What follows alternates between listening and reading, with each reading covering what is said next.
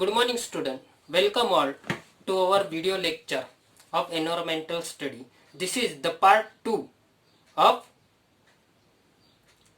21 chapter. Now today we have to study regarding the digestive organs, Pachandriya. Now digestive organs. The process of the digestion begins as soon as food is taken into the mouth. अन्न तोंडामध्ये घेतल्याबरोबरच पचनाची जे काही क्रिया आहे ती सुरुवात होते.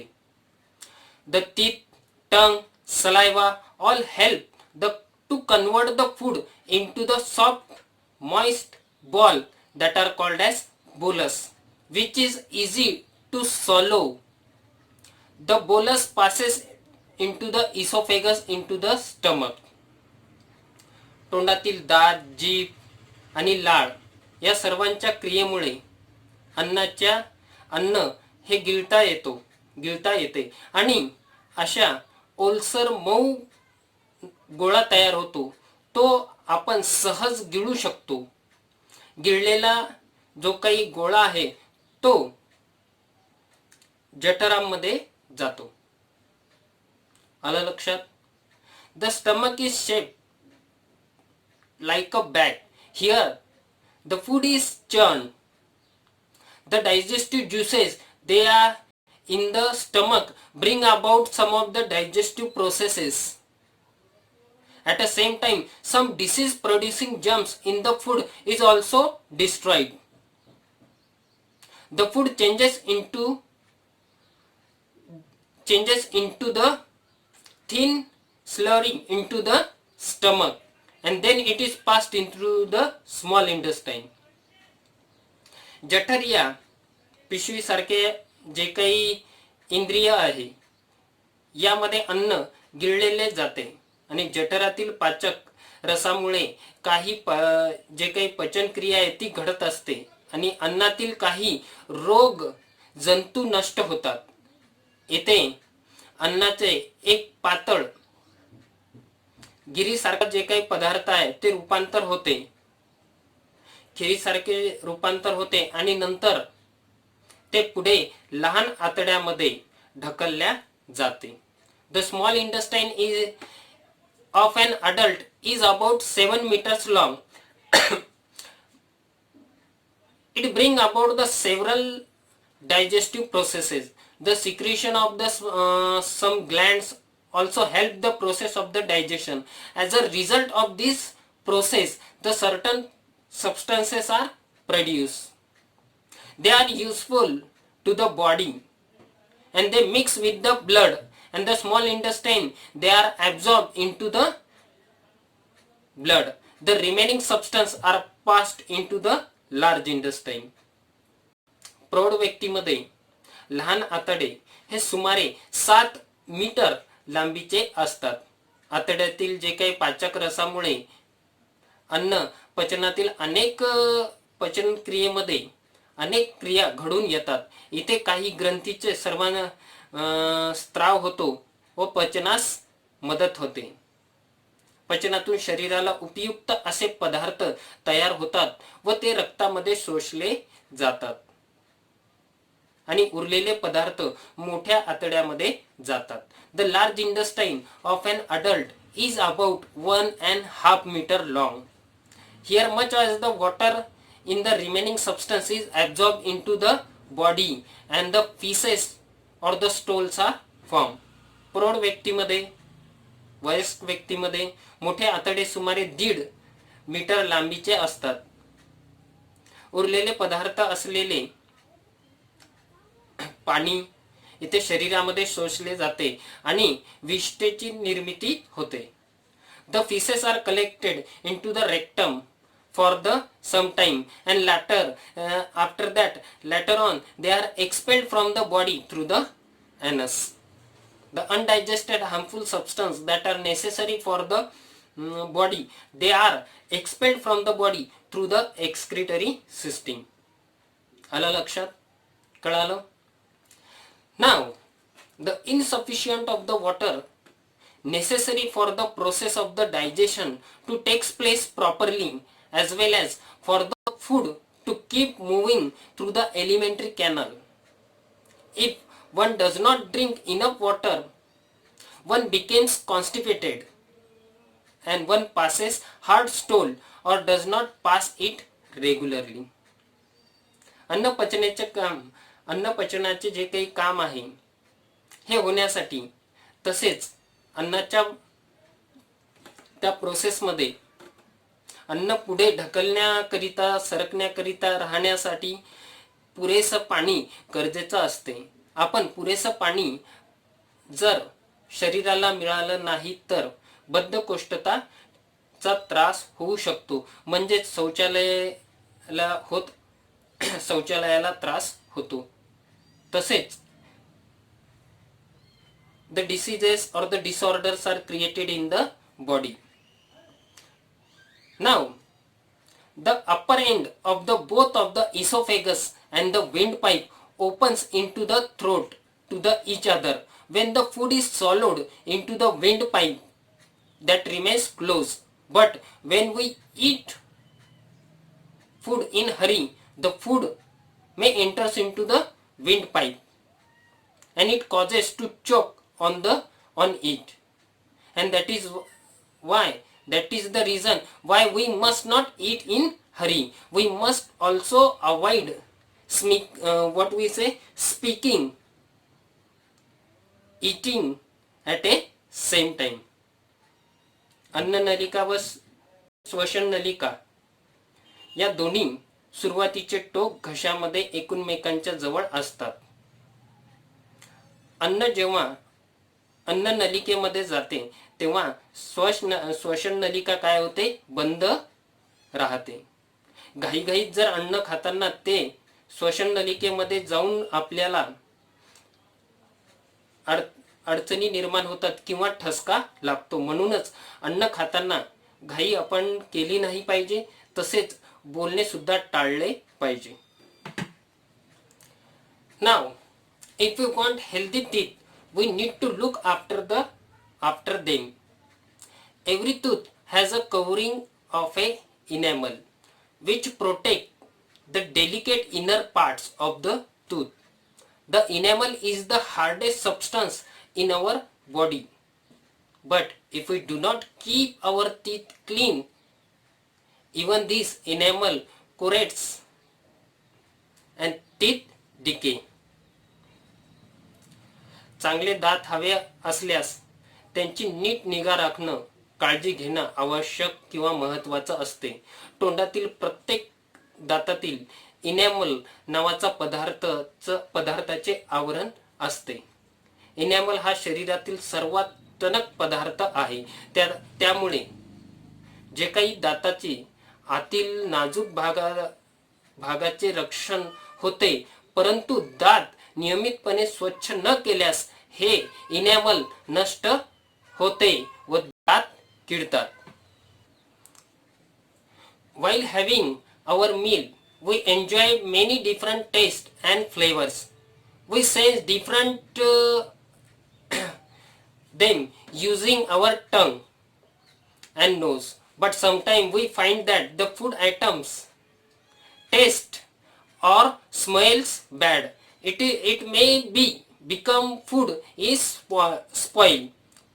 One should pay attention towards such changes in the food. In case the food has really gone up bad, one can avoid eating it or consume it.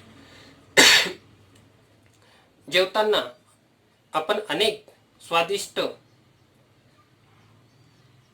फूडस्टफ आपण consume करतो.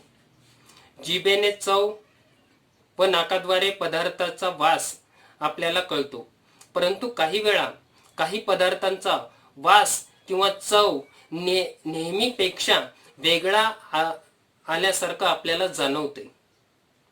अन्न खराब झाले असेल तरच असा वास किंवा चव येतो. अशा बदलाकडे आपण लक्ष देणं गरजेचं असते. अन्न खराब झाले असेल तर हे खाणे योग्य नसते. आलं लक्षात. नाव system in the body. We have seen the several organs work together to bring about the respiration. If one of the organs does not function properly, the process of the respiration will not complete it. A group of the organs which work togetherly, that is called as system. And this, the nose, trachea, lungs and the diaphragm together make up the respiratory system. इंद्रिय संस्था. अनेक इंद्रिय मिळून एक इंद्रिय संस्था काय करतात, घडवून आणतात. यापैकी कुठलीही एक जर इंद्रिय नीट काम करत नसेल तर त्याचा पूर्ण संस्थेवर परिणाम होतो. एकत्रित पूर्ण करणाऱ्या इंद्रियाचा अशा गटाला इंद्रिय संस्था असं म्हणतात. म्हणून नाक, श्वसन नलिका, फुफ्फुस यांना एकत्रित श्वसन संस्था असं म्हणतात. आलं लक्षात, कळालं. Now we have to study regarding the energy for the food. शरीराला ऊर्जा. As a result of the respiration the oxygen enters into the blood in the body, the spread of the all parts of the body. The substance formed in the process of the digestion, they are mixed into the blood and reaches the all parts of the body. श्वसन क्रियेमुळे oxygen वायू शरीरात रक्तात येतो आणि शरीराच्या सर्व भागामध्ये पसरतो. पचनातून तयार झालेले पदार्थ रक्तात मिसळतात व रक्ताद्वारे ते सर्वीकडे काय केले, पसरले जातात. आलं लक्षात. हवेतील ऑक्सिजन रक्ताबरोबर शरीराच्या सर्व भागांमध्ये पोहोचते. तेथे पदार्थ ऑक्सिजनच्या मदतीने मंद ज्वलन होते आणि शरीरात ऊर्जा मिळते. हीच ऊर्जा शरीराला सर्व काम करण्याकरिता उपयुक्त असते. Now the circulation of the blood. रक्ताभिसरण. The blood carries the oxygen obtain from the air and the energy giving substances in the food. They are supplied to the all parts of the body. We know that the heart works continuously and there is a contract and relax of this purpose. The network that consists the tubes or the vessel that are carried the blood away from the heart and those bring blood back to the heart spread throughout the body. अन्नातील जे काही हवेतील oxygen आहे शरीराच्या सर्व भागामध्ये पोहोचवण्याचं काम रक्तवाहिन्या सतत वाहत असणाऱ्या रक्त करत असते. पण रक्त वाहत ठेवण्याचे काम कोण करते हे आपल्याला स्टडी करायचं आहे. हे काम होण्याकरिता हृदय सतत आकुंचन, contraction and relaxation takes place. हृदयापासून रक्त वाहून नेणारे तसेच फिरून परत हृदयापर्यंत रक्त आणणाऱ्या रक्तवाहिन्याचे एकच जाळे जे काही आहे ते शरीरभर पसरलेले असते. The process keep on keeping the blood flowing through the all parts of the body.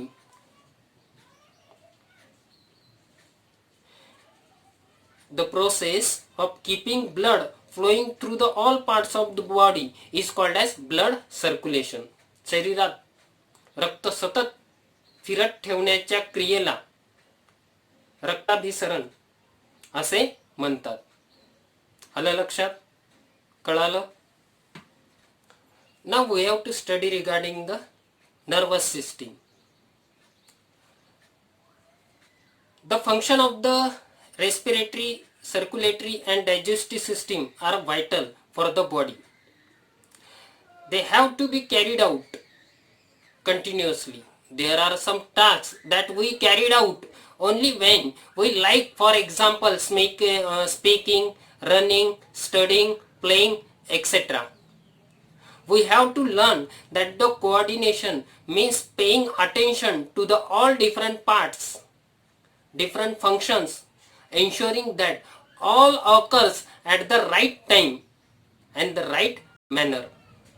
Maintaining this coordination is the function of the brain.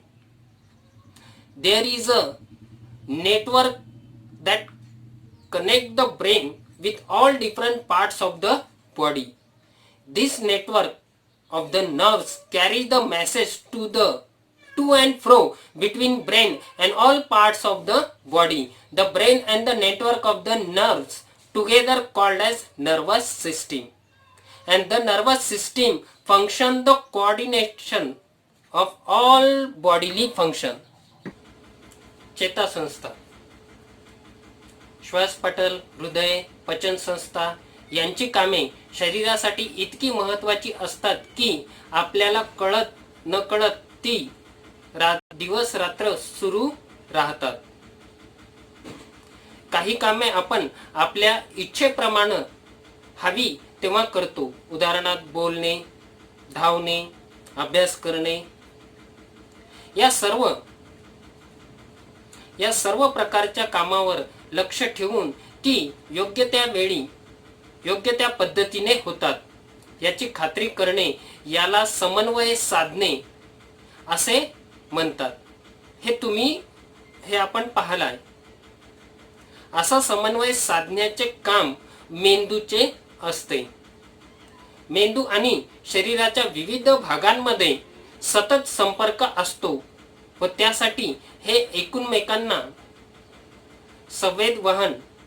संदेश वहन करणाऱ्या अनेक ज्या काही सिग्नल्स असतात ते पाठवतात आणि त्याला चेतातंतू म्हणतात. मेंदू आणि चेतातंतूचे जे काही जाळे आहे त्यांना एकत्रित चेतासंस्था असे म्हणतात. चेतासंस्था शरीरामध्ये समन्वय राखण्याचे कार्य करते. आलं लक्षात? कळालं का? ओके.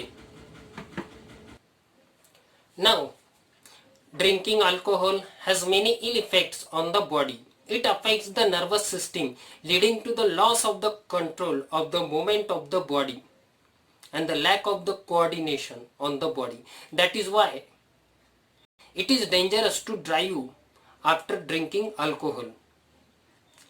मद्यपान करणे अनेक त्याचे विपरीत परिणाम होतात. मद्यपानाचा चेतासंस्थेवर परिणाम होऊन शरीराच्या हालचालीवर ताबा राहत नाही. त्यांच्यामध्ये समन्वय राहतो का? नाही. म्हणून मद्यपान करून वाहने चालवणं धोक्याचं ठरते. If one keeps drinking alcohol for the longer period of the time, it causes ulcers on the inner linings of the digestive organ. It also seriously affect on the function of the liver and kidney. दीर्घकाळासाठी मद्यपान केल्यास जे काही digestive system आहे त्यातील आतील जे काही इंटरनल ऑर्गन्स आहेत त्यावर अल्सर निर्माण होतात आणि यामुळे गंभीर परिणाम होऊ शकतात. Other system in the body. We have learned different about the respiratory system, digestive system, circulatory system and the system that coordination of the function of all system, that is the nervous system. Beside that there are several other systems in the body. For example, skeletal system gives the support and shape to the body, that protect the internal organs of the body. The system expel the waste substances from the body. The working, that is the excretory system.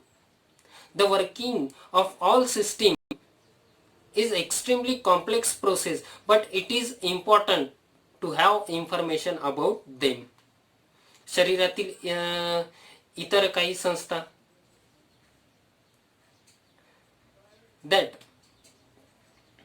there is a coordination between all the bodily function, all the systems, and that's why our body smooth work. So student, we have finished our 21 chapter. इथे आपला हा पाठ संपला आहे. Now you have to solve the exercise of this chapter. As it is science chapter, we have studied it English language. That's why you have to solve the exercise in English language. Okay, thank you.